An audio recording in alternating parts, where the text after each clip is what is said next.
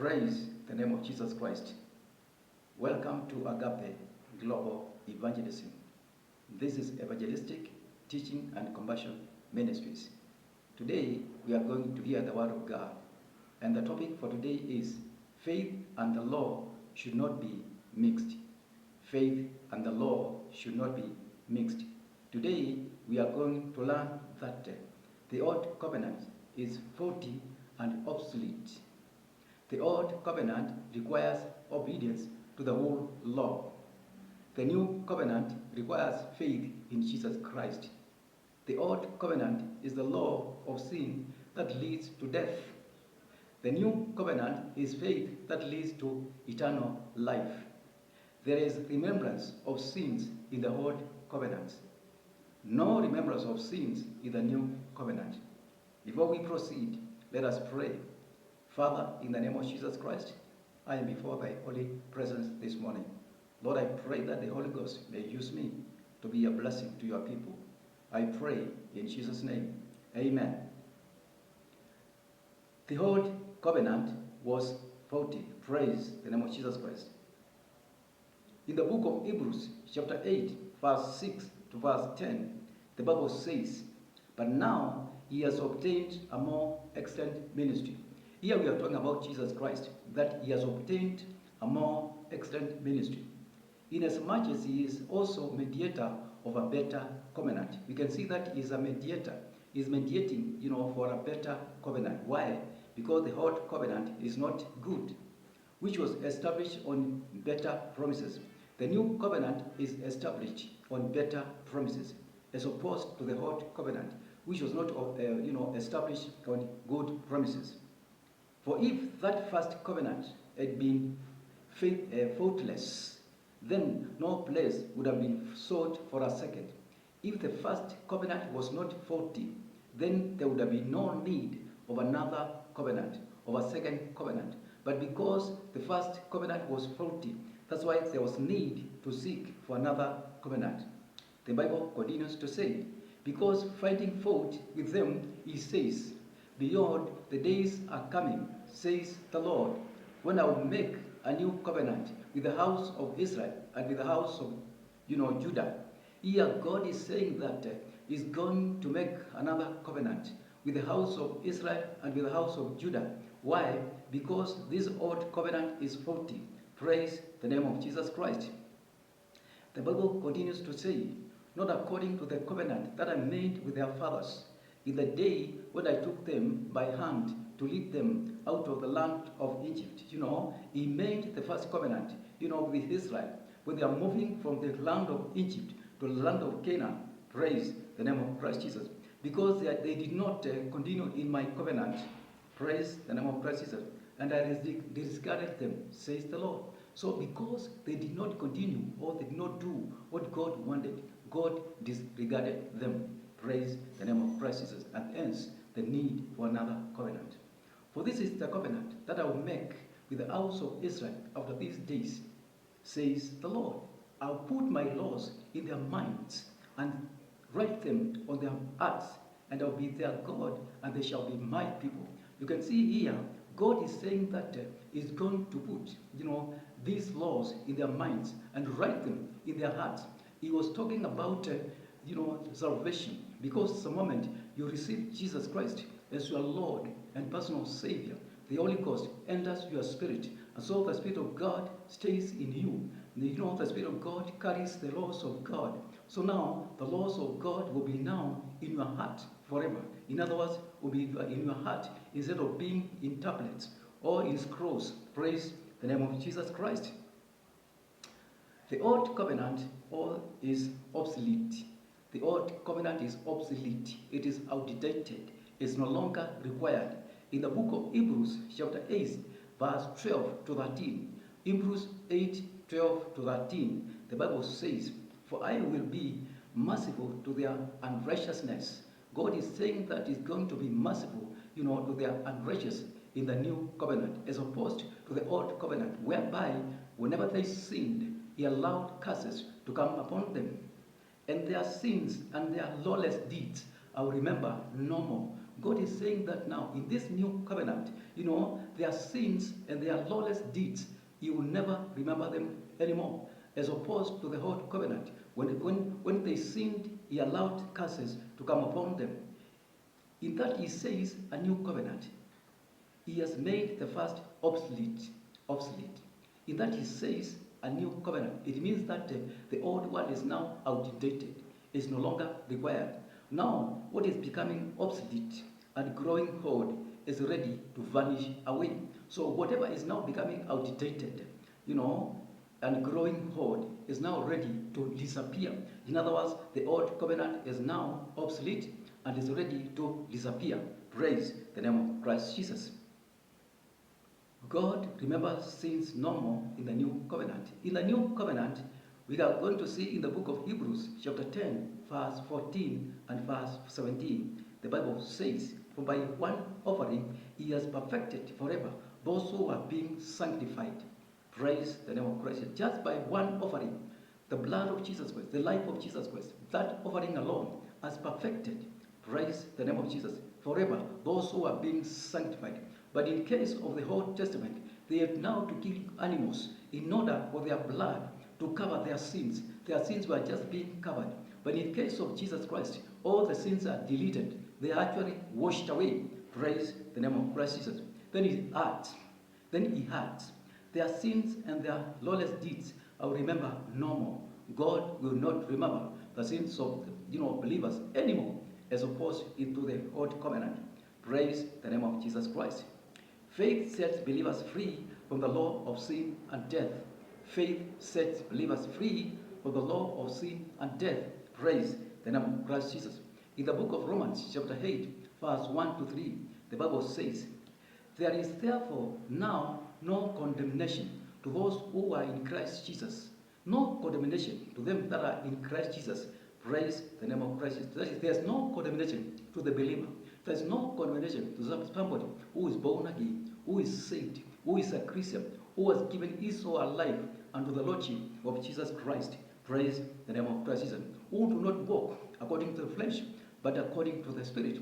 These people who are Christians, who are born again, who are saved, they walk after the flesh, after the Spirit, but not after the flesh. Praise the name of Christ Jesus. They are led by the Spirit of God.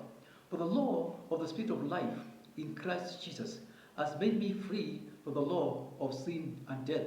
Here there are two laws. The law of the Spirit of life in Christ Jesus, which is also called the law of grace, the law of faith. And the other one is the law of sin and death. In other one, the law that leads to death. The law of Spirit of life in Christ Jesus, or the law of grace, is the one that gives eternal life. It gives people life. Praise the name of Christ Jesus. It came with Jesus. But the law of sin and death is the law which, after there are laws. And when you go against those laws, then you have sinned. And when you have sinned, then you have what done? It results to death. It resorts to death. Because the wages of sin is death. So this law is called the law of sin that leads to death. It's the whole law of Moses. It came with Moses. And why did God bring that kind of law? It is because God actually knew that people are born natural sinners. They are sinners, and God wanted them to realize that they are sinners and that they needed a savior.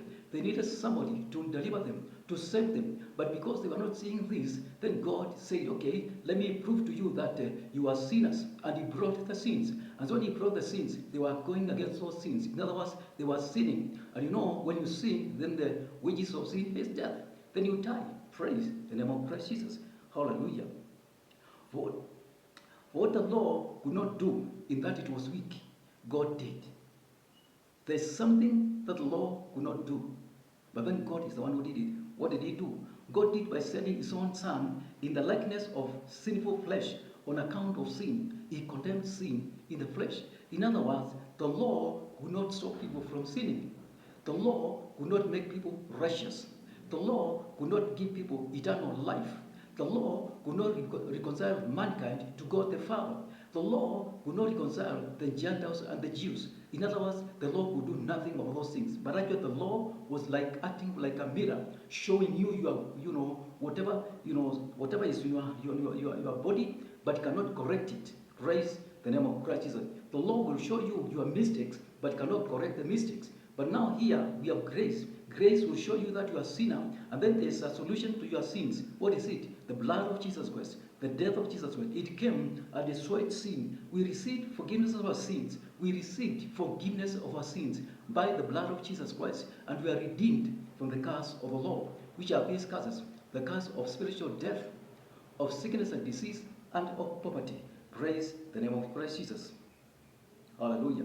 In the book of Galatians, chapter 3, verse 13, the Bible says, Christ has redeemed us from the curse of the law, having become a curse for us. For it is written, cursed is everyone who hangs on the tree. In other words, Christ is the one who came and took all our sins and all our curses, and on our behalf, he was made a curse. He became a curse for us so that we could be justified, we could be redeemed from the curse of the law, and then we have eternal life, as opposed to the law, which could not do anything, to us. The law could not make us righteous, but Jesus Christ made us righteous. The law could not forgive our sins. Jesus came to make sure that our sins are forgiven. Praise the name of Jesus Christ.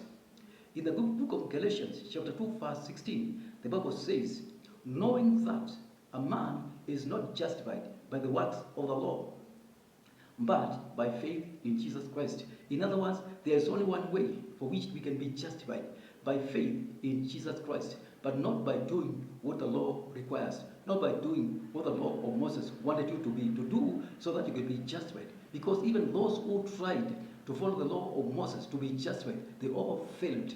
It's only one person who did not fail that test, and that person is Jesus Christ, the Son of God.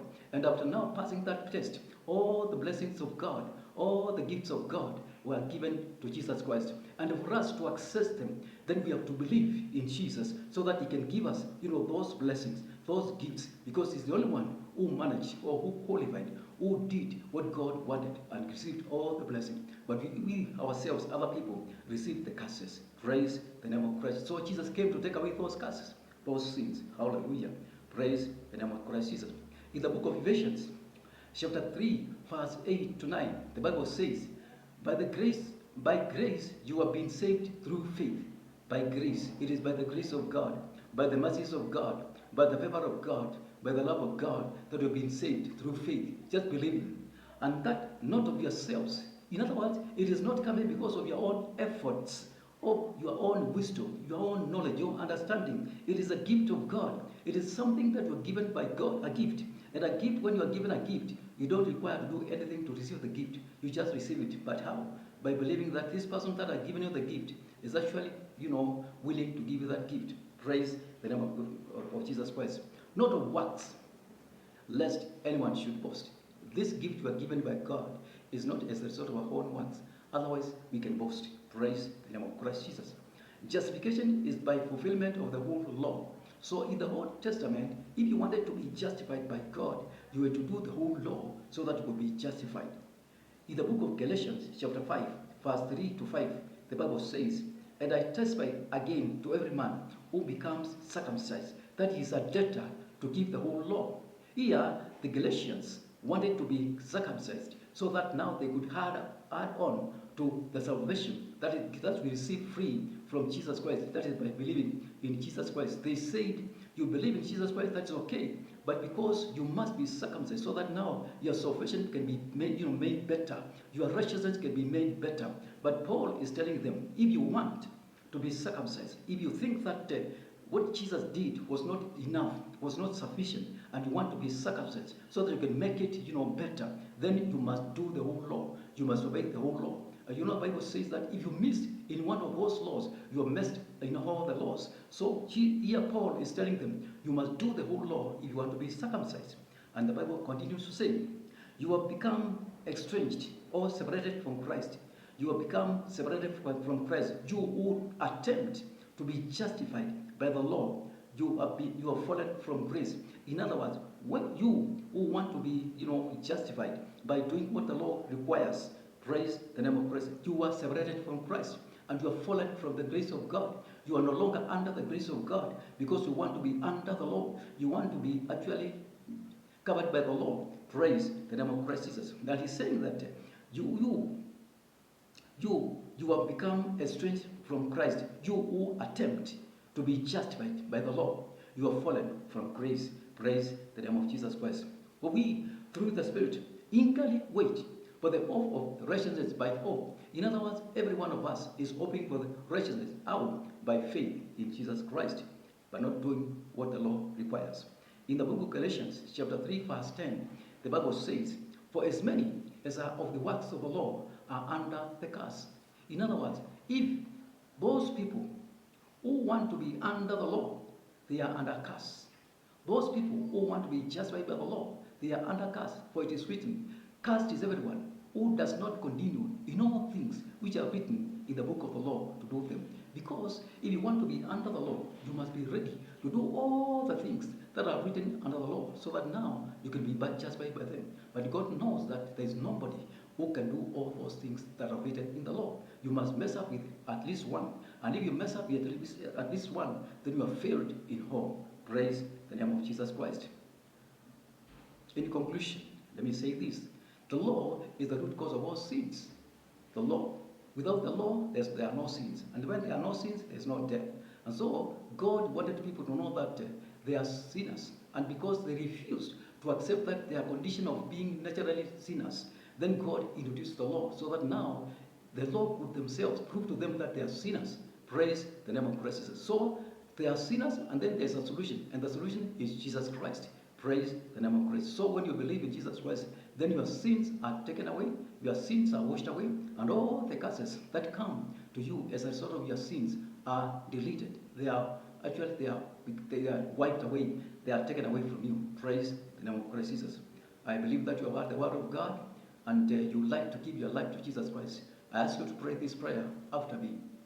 Say, Lord Jesus, I've heard your word, and I know that I am a sinner. I ask you, Jesus, to forgive me of all my sins. Cleanse me with your precious blood. From now henceforth, I know that I'm born again. I'm a child of God. Father, I thank you for forgiving me. I thank you for making me a son of God. I pray all this in Jesus' name. Amen. Praise the name of Christ Jesus. I request you to subscribe to this channel so that whenever another video comes out, you also be one of those people who get them first. God bless you. Amen.